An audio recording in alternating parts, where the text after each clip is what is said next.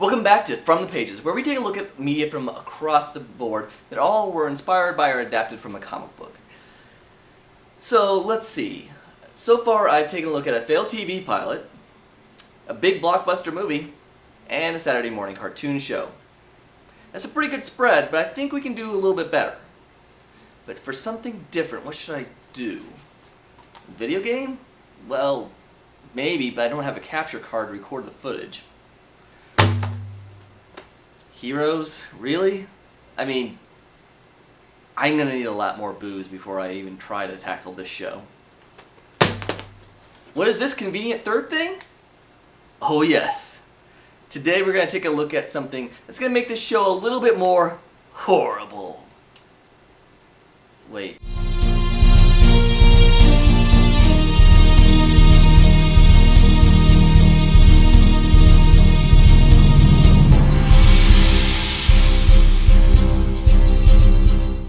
Now, I doubt you're watching one of my videos and are not somewhat familiar with Joss Whedon. While he might be Mr. Avenger now, Whedon has a history with superheroes that goes way back. He's written comics including Runaways and Astonishing X-Men. He made Buffy the Vampire Slayer with its theme of trying to balance everyday life with saving the world, making Buffy a kind of down-to-earth superhero. I'm like a superhero or something. See? He's also written scripts and passes on a ton of comic book film adaptations, most of which you didn't see the light of day before Avengers, but he did write the most memorable line in X-Men. Do you know what happens to a toad when it's struck by lightning? Hey, I said it was memorable, not the best. Throw in the cult fandom of Angel, Firefly, and Dollhouse, and Whedon has become a geek god. And one that I can't deny that I love far more of his work than not. So, during the 2007 writer's strike, when he was trying to prove the viability of creating original web content, he announced a 3-part web series about an original supervillain named Dr. Horrible. And that it was a musical. Mind and pants be blown! Yeah, shameful confession time. I'm one of those guys that just loves musicals, like, really loves them. Especially comedy musicals, like Rocky Horror, Little Shop of Horrors, Dr. Horrible. Anyone else noticing a trend here? Since this has a running time of about 45 minutes, I'm not going to do a scene-by-scene recap, but I will do a quick synopsis. But if you don't want spoilers... I don't have time for your warnings. Meet Billy. Billy is an ordinary guy, save that he talks to his video camera and puts it up on the internet. That makes little to no sense. Oh, and he's also a supervillain who wishes to crush his nemesis Captain Hammer, join the evil League of Evil, establish complete world domination, and win the heart of the cute girl named Penny from the laundromat. Everyone can relate to that. I'm probably not evil. Most probably. And with this being a Whedon production, I'm sure everyone lived happily ever after. Happily ever after. That's not a good sound. Now, what really makes this interesting, ignoring the singing and the amazing geek fan favorite actors like Neil Patrick Harris, Felicia Day, and Nathan Fillion. Firefly reference! No, what really stands out to me is that this is one of the few films that tells the story from the villain's perspective. The only other one I can think of is X-Men First Class, where we see young Magneto and Professor X choosing their separate paths. And even while we're clearly meant to sympathize with Magneto, we're supposed to like Xavier's side more. Though that can be difficult since we meet young Charles blowing it up, and we meet young Eric killing freaking Nazis. But I digress. In Dr. Horrible, you sympathize with Billy through most of the story. Yes, he wants to rule the world with an iron fist, but only because he believes the world is screwed up and needs to be fixed. The fish rots from the head, as they say, so my thinking is why not cut off the head? Of the human race. It's not a perfect metaphor. And he just wants to impress a girl. I think everybody feels like this one time or another. Maybe you stutter or you just don't know how to talk to women.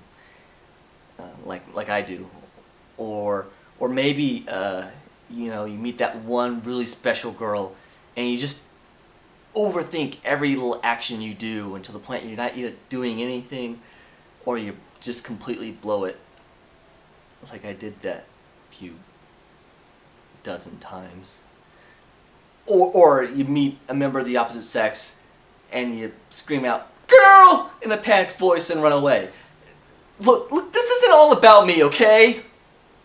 Billy is a living embodiment of the nice guy syndrome. He means well, but rather than respecting Penny's choices, he grows bitter. He gets closer to her in the hopes of undermining her relationship. He was kind of cheesy at first. Trust your instinct. He spies on her, and when he finally embraces his villainy, he targets her boyfriend. Man, is he lucky that they all live happily ever after, right, Joss? No, yeah. It came from pain. Oh, goodness, look at my wrist. I gotta go. Billy's journey is actually a pretty clever reversal of the hero's journey. If you've watched or read up much on the making of Star Wars, there's a good chance you've heard of this. Coming from writer Joseph Campbell's The Hero of a Thousand Faces, the idea of the hero's journey or monomyth is that you can break down most heroic narratives into a fairly repeatable pattern. Instead, here we get the villain's journey, and it follows many of those same narrative patterns. Okay, first, just as a disclaimer, I am by no means an expert on anything, really. I'm kind of a dummy, truth be told. I mean, I mispronounced the name Jaime, I mixed up Alas Poor Yorick with to be or not to be. So, I mean, take anything I say here with a grain of salt. This is a streamlined look at the hero's journey, and is not intended to be a substitution for reading Joseph Campbell. And if you want brainy media, I suggest you go check out SF Debris or Photable Human Show. Still, I do think that this is an intentional inversion of the hero's journey, and so therefore I'm going to make my half-hearted attempt to tackle it. Still, just be gentle with the corrections. Please. The first part of the hero's journey is the call to adventure. For heroes, it is when you discover a distress call from the princess on your droid that you purchased, or an alien giving you a power ring. For Dr. Horrible, while he's been doing the supervillainy thing for a while before the story starts, for the purpose of this narrative, his call to adventure is his chance to join the legendary big bads in the evil League of Evil. All he has to do is pull off a big enough act of villainy. A heinous crime, a show of force, a murder would be nice, of course, bad boys. Now the second step of the hero's journey is the refusal of the call, where the hero acknowledges how big the task at hand is by showing the reluctance to answer the call to adventure. It's Luke saying he's reluctant to leave home to fight the Empire, or it's Spider-Man deciding to use his powers to not help people, but to make a profit. For Dr. Horrible, while he accepts the chance to prove himself, he's disinclined to resort to murder, or anything that would result in people getting hurt. Besides, there's kids in that park, so...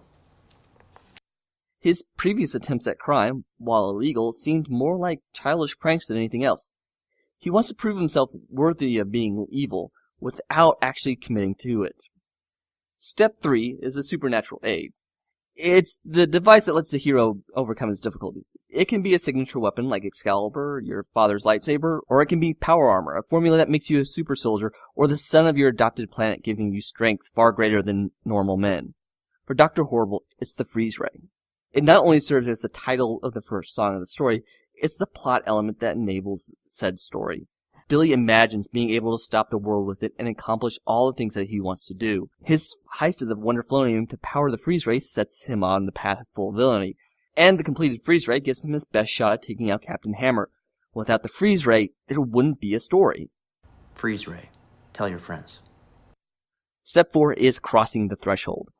This is the point of no return, when the Hobbit takes a step further than he's ever been outside of home, when a man dressed up as a bat stops his first criminal. For Dr. Horrible, it's the aforementioned Wonderflonium heist. Because he's given a choice. He sees Penny, the girl he always wanted to talk to and never could muster up the courage, and now she's talking to him. But he's so distracted by the planning for the heist that he fails to go in for the kill. Not literally. He doesn't ask her out.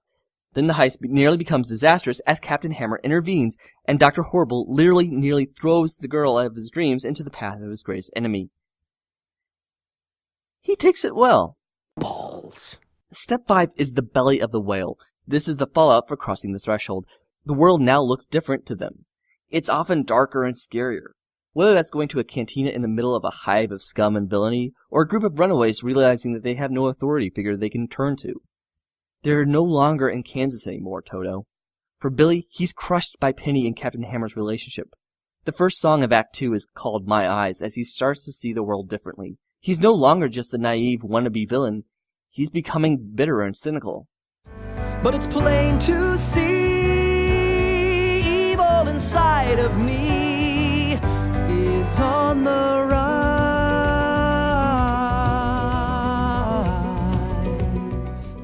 Step 6 is the road of trials. This one is kind of what it says on the tin. It's where the hero is given a task or tasks to accomplish. Some are simple, like escaping from stormtroopers, and others more difficult, like saving the princess. And they're not always successful. We hear about Dr. Horrible's abortive attempts to use the freeze ray in the second act. Captain Hammer threw a car at my head. But we also see Billy and Penny bonding. While he tries to undermine her new relationship, he also has never been closer to her. And you can tell that hurts him. Billy? Yeah. You're driving the spork into your leg. So I am. Hilarious. Step 7 and 8 is meeting with the goddess and woman as tempters. This is kind of closely tied together here. They're also where Dr. Horrible most obviously goes off the hero's path and into the path of villainy. Meeting with a goddess usually is tied to meeting someone that shows the hero love. This is most often a romantic interest, but not always. However, here we get Penny, and it's clear she's having her own doubts with her relationship with Captain Hammer. Hammer is clearly the good guy, but he's not a good guy. He's pretty slammy, all things told. She's with Captain Hammer. And these are not the Hammer.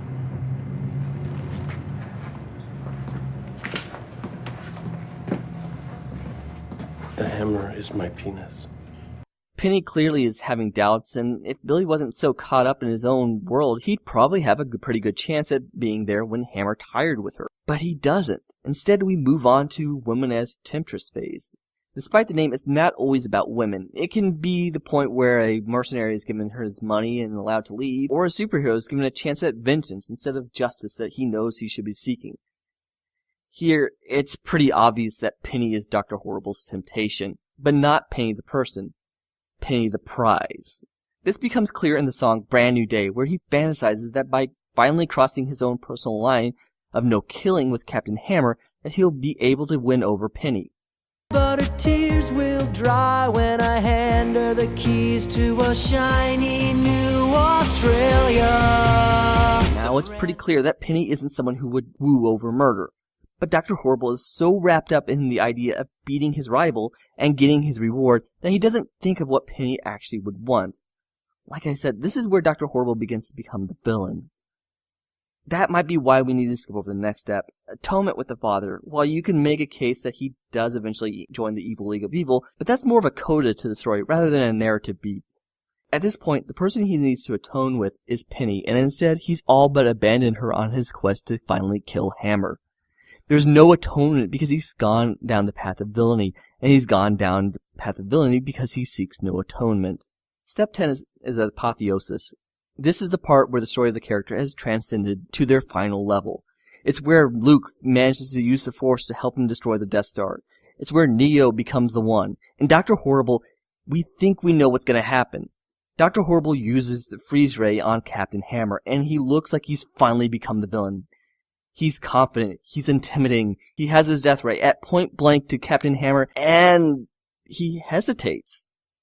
Despite being face to face with the man who has ruined his life for years, and whom has stolen the girl that he wants, Billy still has that last little bit of humanity holding him back. Unfortunately, that hesitation costs him greatly as the freeze ray stops working just in time to get a punch to the face, sending him flying back and damaging the death ray.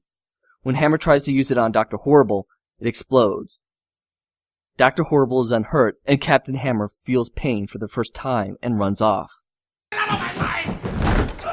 Wow, I guess that's one way to defeat your enemy. I mean, kind of works, you know, no blood, no fuss, no muss. Penny. Captain Hammer will save us. Would you excuse me?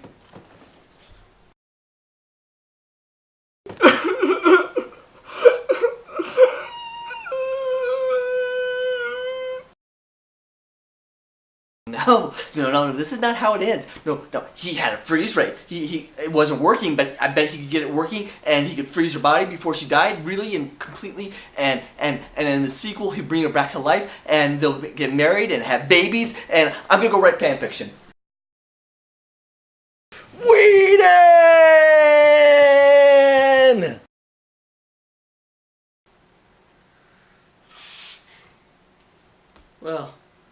that was unexpected. Yes, Dr. Horrible's apotheosis was the moment he sacrificed what he wanted for, well, what he wanted. He had to make a choice, and while he didn't pull the trigger directly on Penny, he can be held responsible. So now he's become the villain that he wanted to become, but in doing so he cost him Penny. And despite all the things that he says about how he wants to rule the world, I honestly believe he wanted the cash, the fame, and the social change only as a secondary goal. He really wanted Penny, and now she's forever beyond his grasp. He is now the villain. A tragic one, perhaps, one we can sympathize with, but he is no longer the kid in dress-up pulling pranks, but someone who has crossed a line he probably can never return from. The final step of the journey is the return. This is the denouement, where we see how the journey has changed the hero. This is less common in film, where usually after the apotheosis moment, the action is complete and we have to wrap up the story as quickly as possible, whereas literature can usually expand upon it. Still, now we see Dr. Horrible settle into his new life. As he robs banks, develops his own groupies, throws supervillain parties, and is inducted into the Evil League of Evil. As I said, he's now become the villain he wanted to be, and then the last shot. And I won't feel a thing. We see a brief glimpse of an obviously hurt and depressed Billy doing his video blogging. Previously, whenever he spoke directly to the camera, it was as Dr. Horrible, the man Billy wished he was, but hadn't quite become yet. And now we see Dr. Horrible, the fully realized villain, wishing to go back to being Billy. Will he succeed? Who knows? There was talks of a proposed fourth act a few years ago, but with Avengers taking up a lot of Whedon's time and TV taking up Nathan Fillion and Neil Patrick Harris's, I'm finding the chances of a fourth act to be increasingly slim. But maybe.